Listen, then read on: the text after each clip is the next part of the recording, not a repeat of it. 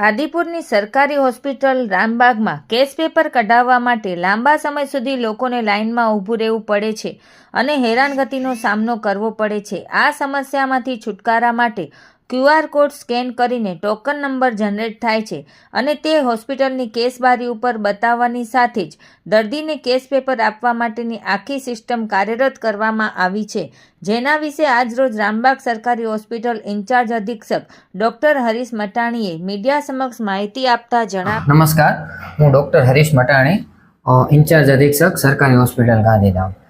જે પ્રમાણે આપને કહ્યું હતું કે રામબાગ હોસ્પિટલમાં QR કોડ આવશે, એ આપની સાથે શેર કરશું।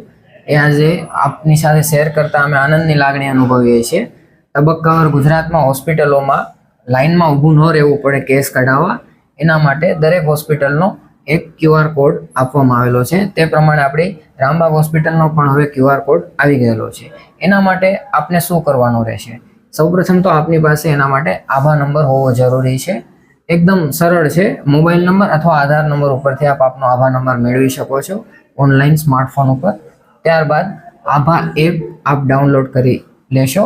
આભા એપમાં આપને એક સ્કેનનો ઓપ્શન આવશે।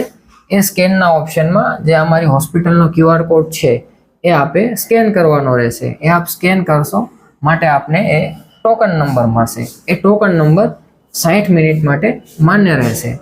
એ આપને ટોકન નંબર મળી ગયા બાદ, ધારો કે આપનો ટોકન નંબર 12 છે, તો આપે કેસ બારીએ આવી અને માત્ર કહેવાનું રહેશે કે મારો ટોકન નંબર 12 છે, તો 12 નંબરના ટોકનનું કેસ પેપર પ્રિન્ટ કાઢીને આપને તરત જ મળી જશે।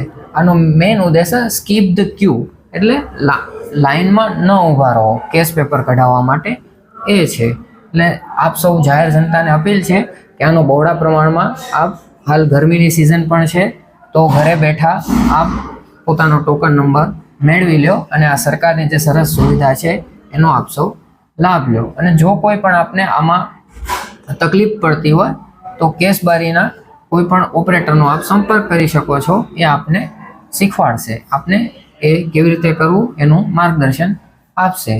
આભાર।